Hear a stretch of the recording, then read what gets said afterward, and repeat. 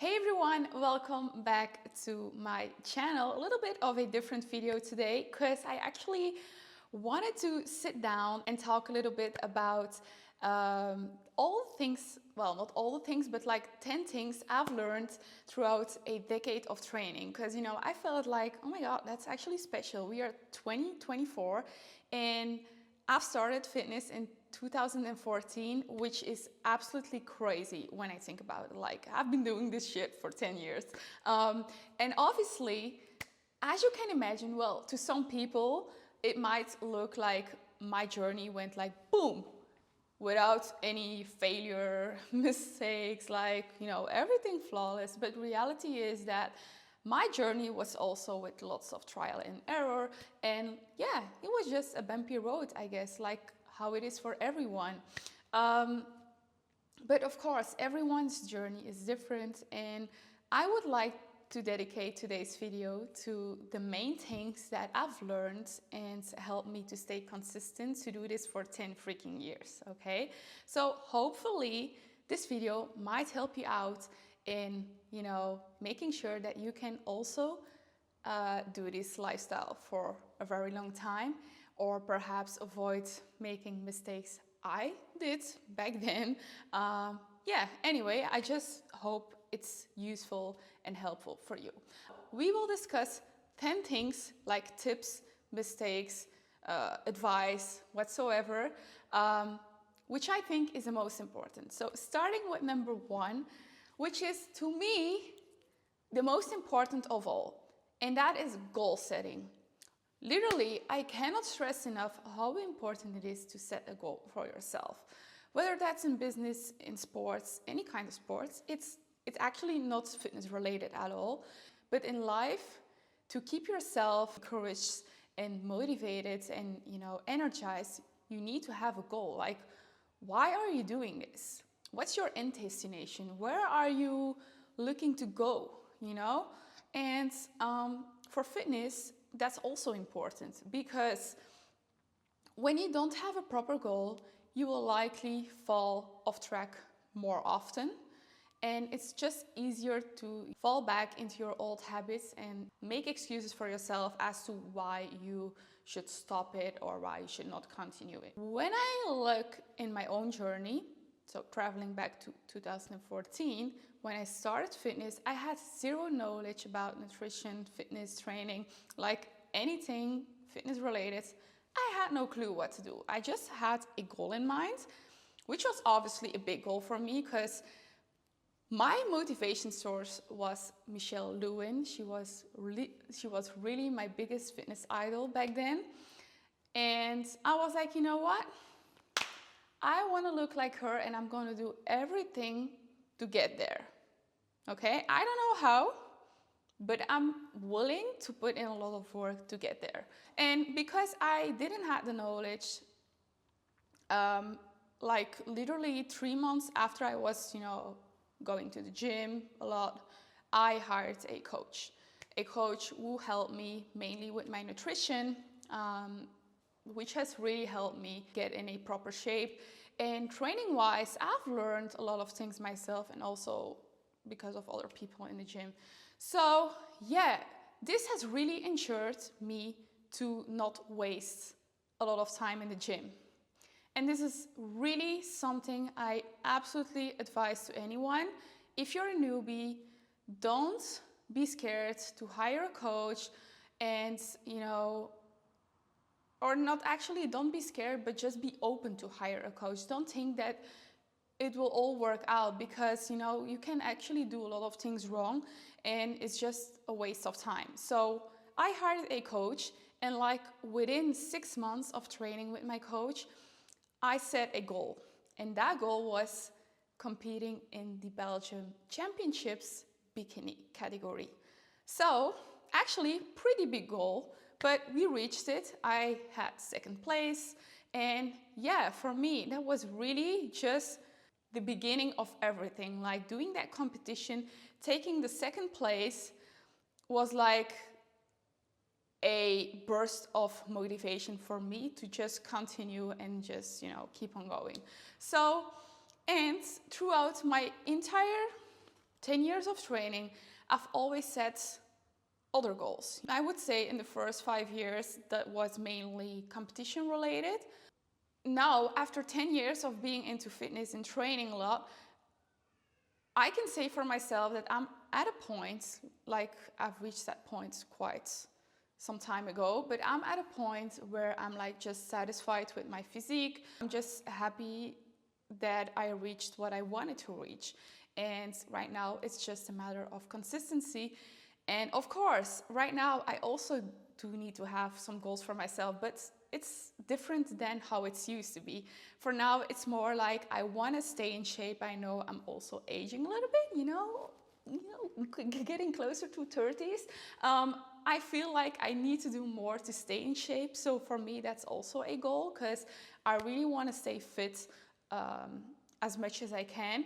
And also my goal or my vision around fitness has also evolved from only exterior results and just, like what I see in the mirror, to now feeling great and having a more balanced lifestyle and just taking care of my overall health, not only just the physical results, if you know what I mean. So yeah, different shift of focus, but set a goal for yourself, whether that's small or big.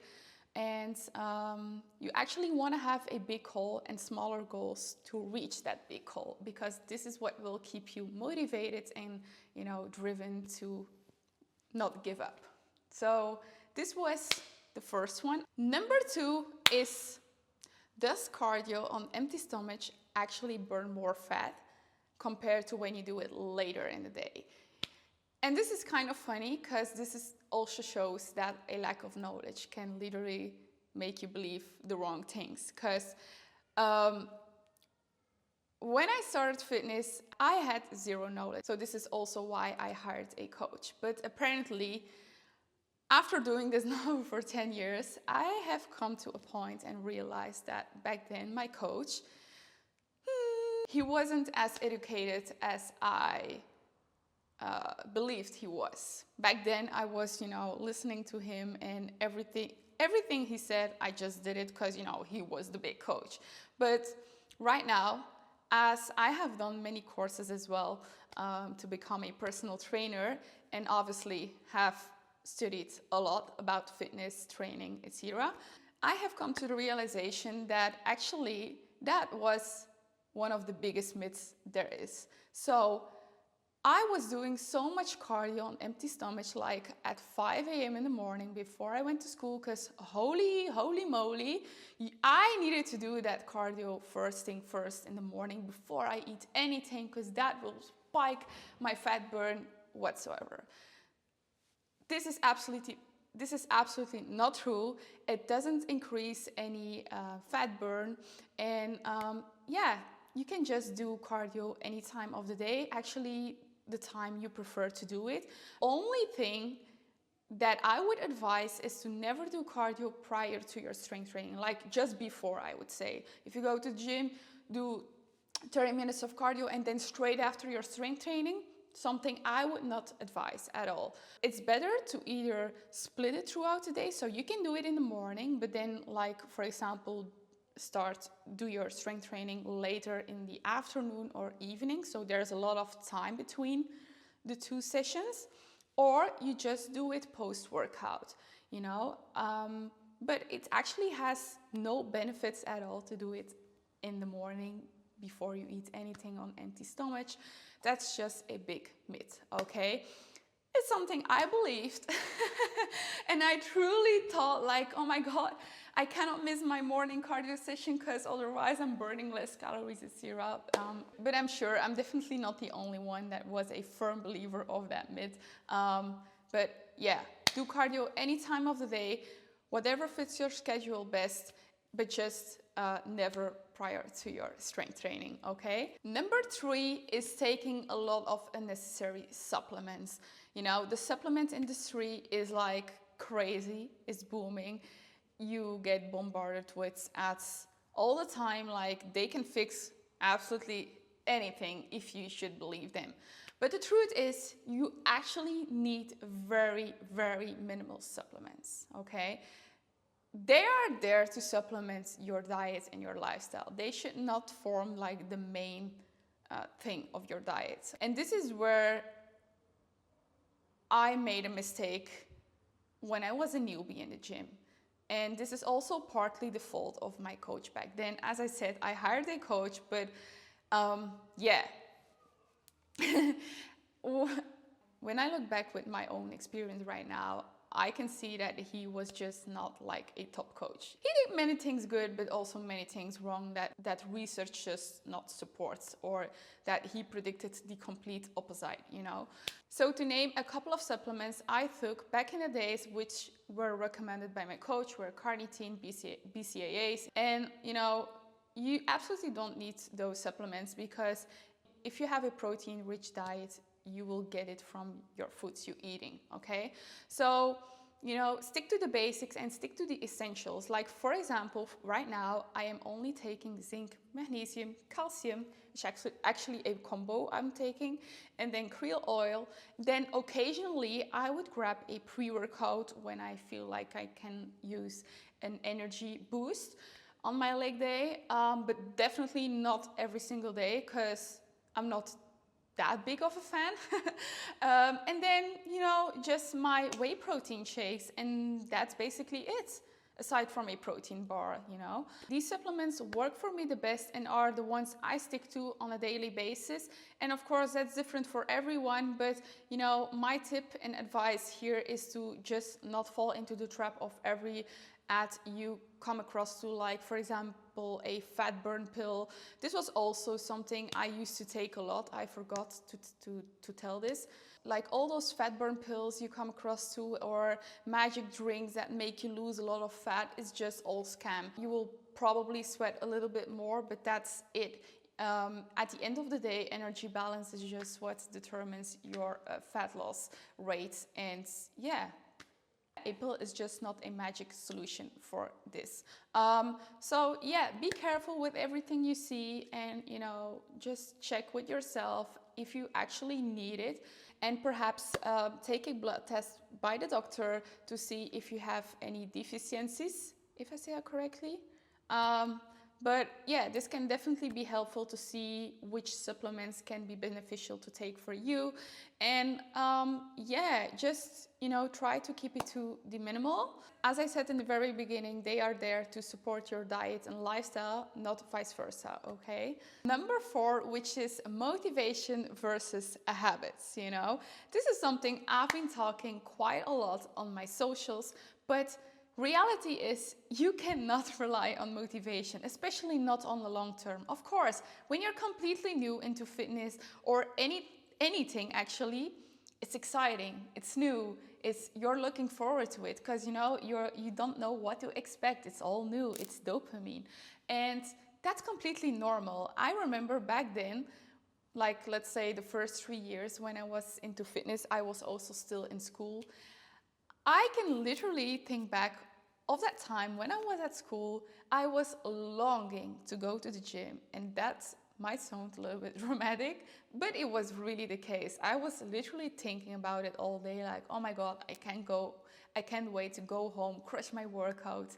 As soon as you're doing it for quite a bit of time, like for me after 3 years, it was really getting, you know, normal. It was just turning into my lifestyle. It was a habit.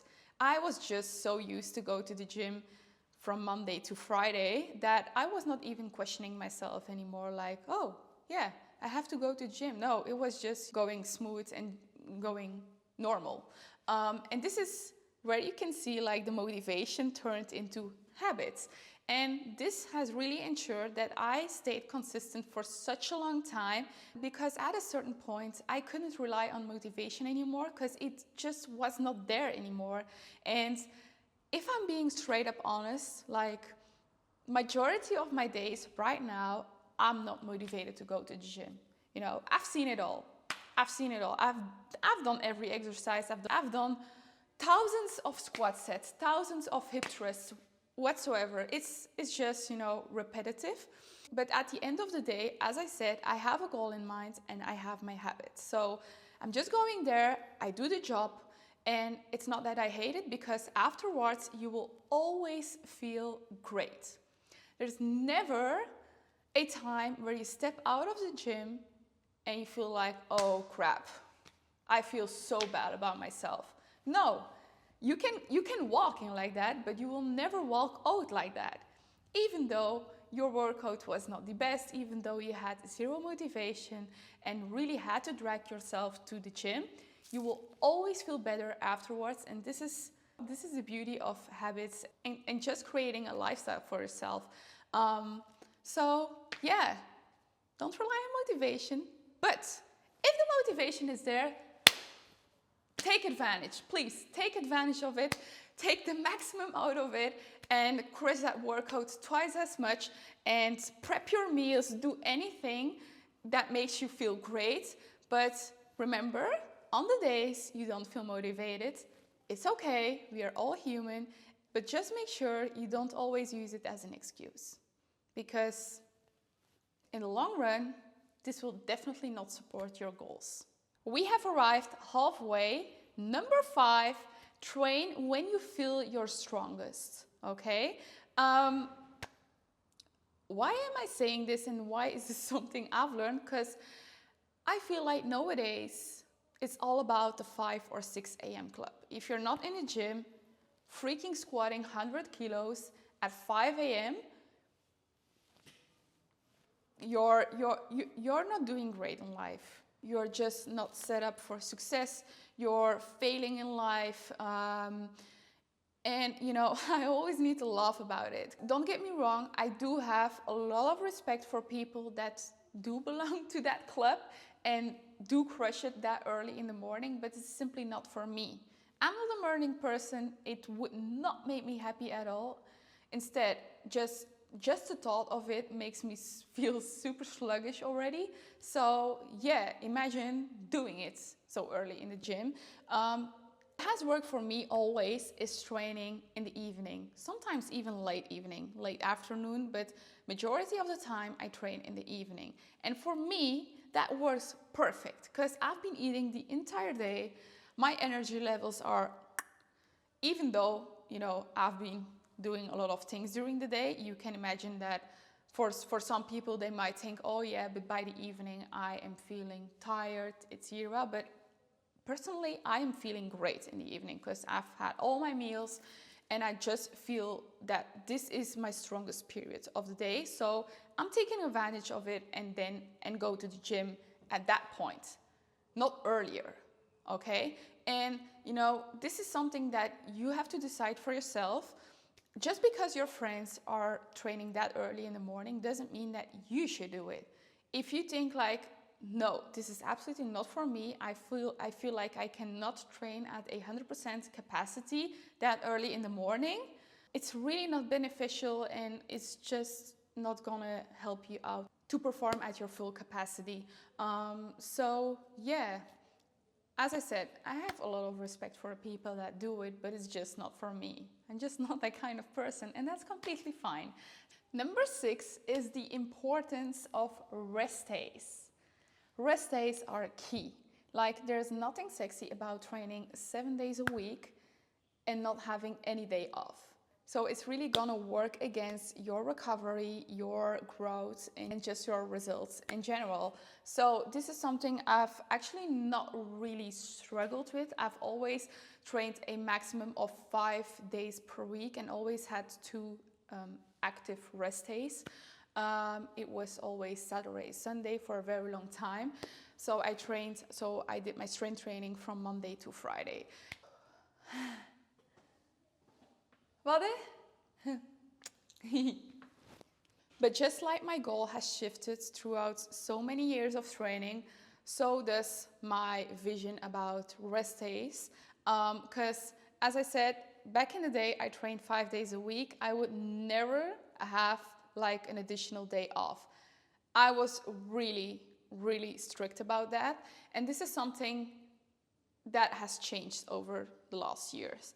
Like, I'm now living a more balanced lifestyle with training, but also with my nutrition. And if I'm only training 3 or 4 days a week, I'm fine with it, you know? I'm just fine with it. But I think it might also has to do with the fact that I'm just maintaining my body at this point. I don't have any major goals anymore to grow a lot of muscle mass. I'm just happy with how my body looks at this point, and it's just a matter of maintaining. And if you're maintaining, of course, it's a different approach, a less strict approach, where you have more, freedom, I would say. So right now, if I do have an additional day off from the gym, I'm completely fine with it.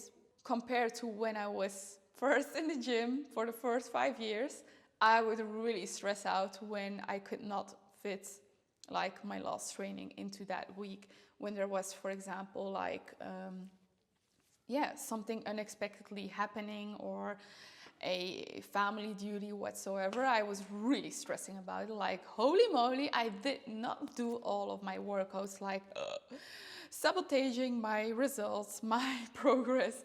But yeah, reality is you grow when you rest. And this is what a lot of people forget.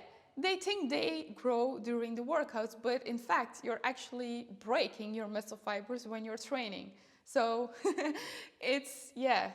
So please take your rest days, take a minimum of 2 days off in a week. 5 workouts a week is more than enough to grow your body in all areas, trust me. We have come to number 7, which is meal timing. And this is also quite funny. As I'm being a coach myself right now, I feel that this is really a concern about a lot of people, and it used to be mine as well when I was a newbie in the gym. I was really stressing out, like, yeah, I couldn't eat my breakfast that time. I ate it later in the day, or I didn't eat strictly every 2 to 3 hours, and it was like a bigger time frame in between 2 meals, like 5 or 6 hours. What now? My metabolism is going slower right now. My muscles are not supported enough with protein, etc. This was really like my way of thinking. But truth is, when you're not competing, this is very important. So for all the people that are not competing, meal timing is actually not that important. When you're competing, that's a different story. It's more important. But for a majority of us, meal timing is not that important. During my coaching programs, when I feel like a client is stressing out about, oh yeah, I couldn't eat this or couldn't eat that, or I eat this later, blah, blah, blah, I'm like, I don't care. I don't care at all. As long as you eat everything written on your plan within 24 hours, I'm fine with it, okay? And this was also funny because I used to stress so much about, for example, when I was going to the gym and I didn't took my protein shake with me to drink straight after my workout, I was like, shit, that workout was just a waste of time.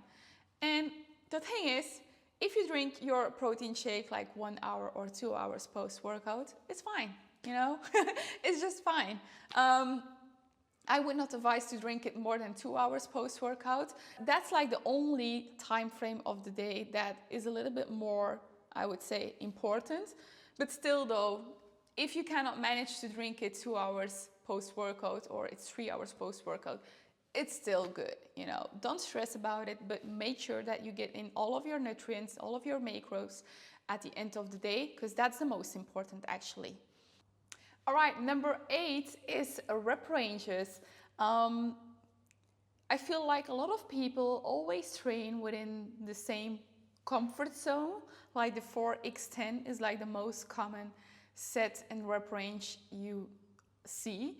And although it's great for beginners because you need to get used to the movement and the exercise, but honestly, as soon as you're a little bit more advanced, it's really important to step out of that 4x10 zone and throw in some variety, and don't be scared to do, for example, 3x30 reps or 2x50 reps or 5x8. There's so many options you can do, but the variety is really key to maximize your performance and results. And especially studies have shown that higher rep ranges leads to greater or better hypertrophy results. So even for that case, it's better to step away from for extend and dare to increase your rep range in general. This is something I have actually been naturally doing since the very beginning, since I was into training. Yeah, I've always applied high volume and high intensity and mix and match with each other. This is also the reason why I'm able to squat a lot of reps with 100 kilo, for example, or just do long sets with heavy weights in general. Doesn't matter what kind of exercise it is. It's because, you know, sometimes I train a little bit more on strength, and then sometimes I train a little bit more on hypertrophy and endurance. So this is definitely something I would advise you to do, because a lot of people think like, oh, this is the only way to go and this is the holy grail to, you know, get the best results. But the truth is, like, there's many ways to get the best results. And as I said, for hypertrophy results, dare to go and increase your rep range and sets and just overall volume. I promise you, you will get the results. We have come to number 9, which is the downfall of flexible dieting. Let me first say that majority of the population doesn't really have a clue about the calories they are consuming, let alone how many protein, carbs, fats they are consuming. Like, they just eat and that's it. They just eat and live. But this also leads to the fact that a lot of people are overweight, are having bad health and dealing with severe health conditions. And majority of these problems all come back to the foods you are consuming and how much foods you are consuming. So actually, when you look at the general population applies actually flexible dieting, because they just eat flexible and don't really care. But as I said, the downfall of flexible dieting, because it's really easy to, you know, lose control and fall into bad habits. This is also the reason why I provide my coaching clients a setup meal plan where everything is just prescribed, like portions, products, the calories they are consuming, the macros are listed, and they just get a setup meal plan from breakfast until bedtime, and they see exactly what they need to eat, and it's just a matter of following it. And, you know, by following it, you ensure that you're staying on track and that you're eating the healthiest possible way to also achieve your goals in the most optimal way. And after doing this for quite some time, you will get more experience with portion sizes, because let's be honest, have you ever weighed like how much 15 grams of peanut butter is? Because we sometimes use portion sizes and think like, oh yeah, but that was just a little. But then if you would weigh it and then look at the calories for that portion you ate, you will be amazed, or maybe not amazed, but like shocked how many calories sometimes very little portions of certain products contain. And this is actually where it goes wrong for a lot of people.